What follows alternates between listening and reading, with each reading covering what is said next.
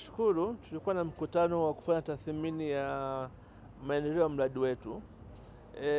Serikali kupitia ofisi ya makamu wa rais inajaribu kupambana na mabadiliko ya tabia nchi, na moja ya mikakati ni kwamba tunarejeleza uhai kwenye ardhi ambayo imepotea kwa kubuni miradi mingi.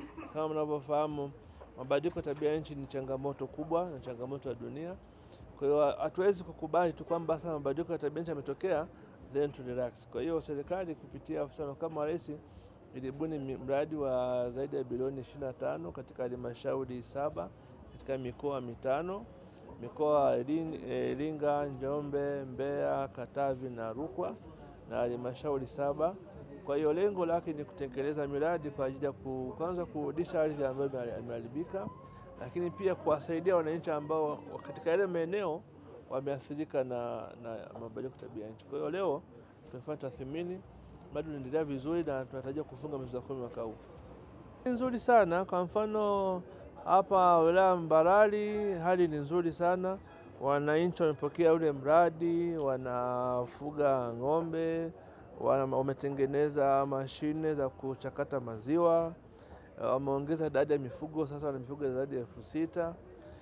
Kule Katavi Mpimbwe wananchi wamebadilika, wamepanda miti na wamejiunga katika biashara ya kaboni. Kama unavyofahamu, wilaya ya Tanganyika inapata pesa nyingi kutoka biashara ya kaboni. Hapa Njombe kazi ni nzuri, na tulianza katika hizi wilaya 7 kama pilot. Kwa hiyo mwezi wa 10 tukamaliza, tutafanya analysis na namna sasa kuscale up katika wilaya zingine zote ambazo zimeathirika. Kwa hiyo lengo ni kubuni miradi ya kiuchumi kwa wananchi ambao wameathirika na mabadiliko ya tabia ya nchi. Serikali ni kwamba mabadiliko ya tabia ya nchi yasiwe changamoto, iwe fursa. Ndio lengo la serikali. Na katika hilo tumeanza katika hizi wilaya 7 na katika huu mradi, lakini lengo ni kusogea zaidi katika wilaya zilizobakia. Na kama unaona katika hii mikoa 5 tumechukua wilaya 7. Kwa mfano mkoa wa Rukwa, katika zile halmashauri zake zote, baada ya kukamilika hii tunaenda sasa kupanua katika maeneo mengine. Ndio lengo kubwa la serikali. Maeneo ambayo tumepita, hivi vijiji ambavyo tumepita, wananchi wanafundishwa kulima na kufuga katika maeneo madogo, lakini wanapata matokeo makubwa. Tunafanya smart agriculture ambapo watu wanapanda kwa mfano mpunga kwenye viroba, baadaye wanakwenda kupanda kwenye maeneo yao. Kwa hiyo maeneo wanatumia kulima kuvuna mpunga ni eneo dogo, lakini wanapata matokeo makubwa. Kwa hiyo badala ya kuamini kwamba ili upate magunia 100 ya mpunga lazima uwe na ekari 200, sisi tunafundisha kwamba unaweza kupata magunia 100 katika eneo dogo. Kwa ardhi tunaiconserve. Hata kwa wafugaji hivyo, badala ya kufuga kiholela, sasa wafuge, tunawapatia majani, kilimo darasa, malisho, wanalima malisho wenyewe, wanakata, wanalishia wanyama wao. Kwa hiyo huo mgogoro unatokana na kusaidiana kwa mipango madhubuti. Katika mpango huu sasa tunachofanya ni kuwapa elimu wote wawili. Kwa hiyo mtu anacheza kwenye eneo lake na anacheza kwenye eneo lake. Katika pilot tumefanikiwa sana. Changamoto hiyo haipo. Mradi wa urejeshaji endelevu wa mazingira na hifadhi ya bioanuwai unaotekelezwa kwenye mikoa 5 na halmashauri 7 hapa nchini.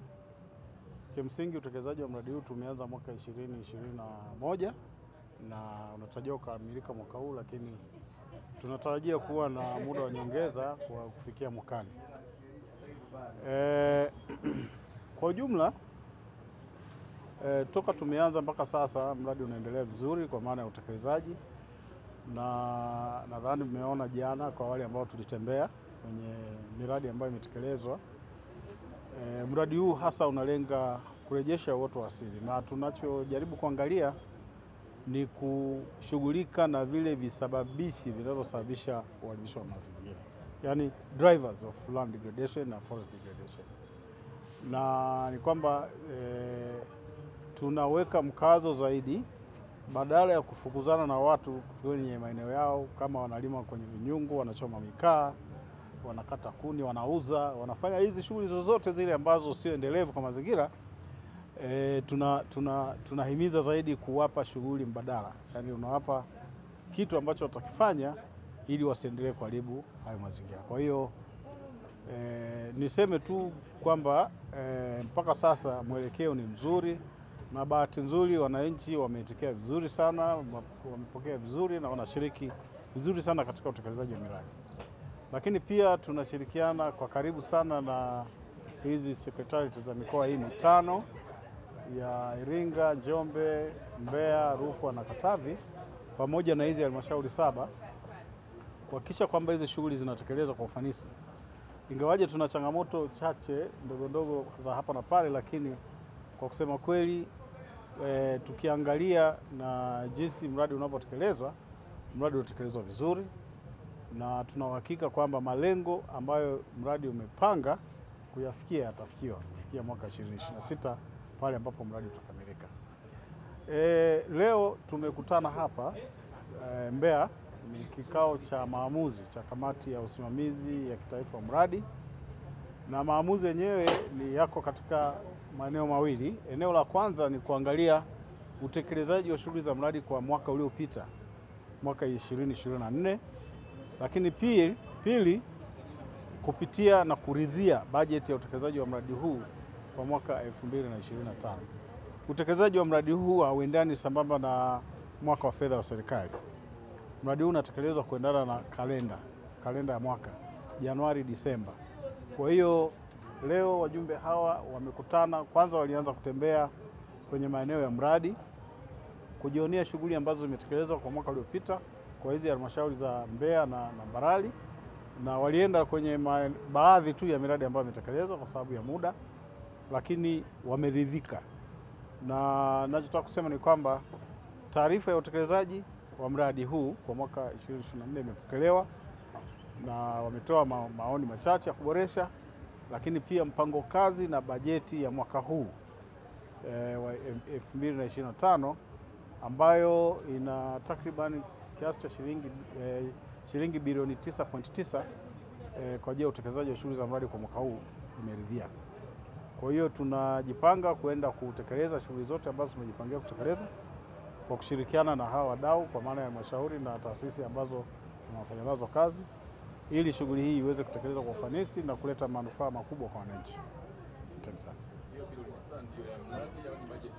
Ni bajeti ya mwaka huu. Mradi huu thamani yake ni shilingi zaidi ya bilioni 30, sawa, kwa mikoa mitano na halmashauri 7, na mwaka huu pekee ndio tuna hizo bilioni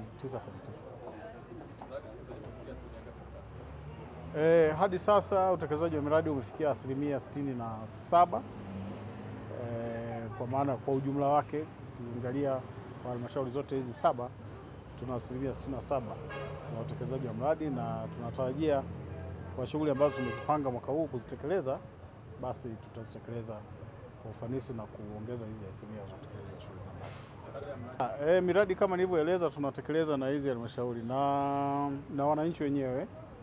Ziko baadhi ya shughuli ambazo tayari wananchi wameanza kuchangia. Kwa mfano, tumejenga majosho na mabirika ya kunyweshea mifugo na mabanio.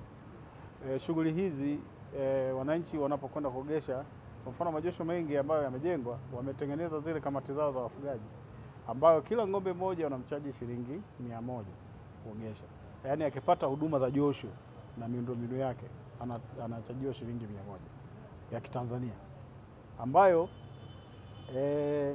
kwa mfano kwa lile tulilolitembelea jana linatarajiwa kuhudumia mifugo zaidi ya 6500, na ukichukua katika kila muogesho kila mfugaji akitoa shilingi 100 kwa idadi hiyo ya ng'ombe, maana yake ni kwamba bado ataweza kujikimu hapo baadaye. Lakini tunayo miradi ya kijamii ile ambayo inatekelezwa na wananchi au vikundi. Miradi ile tumewawezesha kufanya kibiashara, yaani baada ya mradi wanaendelea kutekeleza, na wengine tumeshawaunganisha na masoko ya bidhaa zao wanazozalisha. Kwa wale ambao tulikuwa nao jana, mliona kuna wale wafuga nyuki wamepackage asali yao vizuri na inauzwa si Mbeya tu, lakini pia hata maeneo mengine. Wale wa maziwa hali kadhalika wamepackage vizuri, manake maziwa wanayozalisha na mtindo wanaozalisha hautatumika maeneo haya tu, utatumika pia na maeneo mengine. Na miradi mingine ambayo halmashauri inasimamia, tumekubaliana kwamba wanatenga kwenye bajeti zao za mwaka na wameshaanza kuzitenga. Kwa hiyo tunaamini kwamba baada ya mradi wataweza kuendelea kutekeleza shughuli hizi. Lakini la zaidi, tutaandaa mkakati wa utekelezaji baada ya mradi, yani inaitwa exit strategy, ambayo itaeleza kila mdau nini anatakiwa kufanya katika eneo lake. Naitwa Christopher Ndendekise, mkurugenzi mtendaji wa Fundi Kinara Limited. Sisi tupo Ilala Boma, Dar es Salaam. Tunakukaribisha wewe fundi ambaye unatafuta kazi, lakini pia Mtanzania ambaye hujui upate wapi fundi.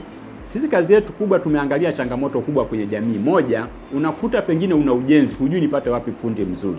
Na fundi mzuri ni yule ambaye moja ni mwaminifu, mbili amefanya kazi kwa kiwango cha juu sana. Kwa hiyo tunakaribisha mafundi wote mjisajili Fundi Kinara Limited, lakini pia Mtanzania ambaye unahitaji fundi, iwe ufundi wa ujenzi wa nyumba, iwe awe fundi bomba, fundi AC, fundi wa kutengeneza pengine bustani yako, fundi wa kutengeneza gari, sisi tunakutafutia fundi na tunasimamia kazi yako. Karibuni sana.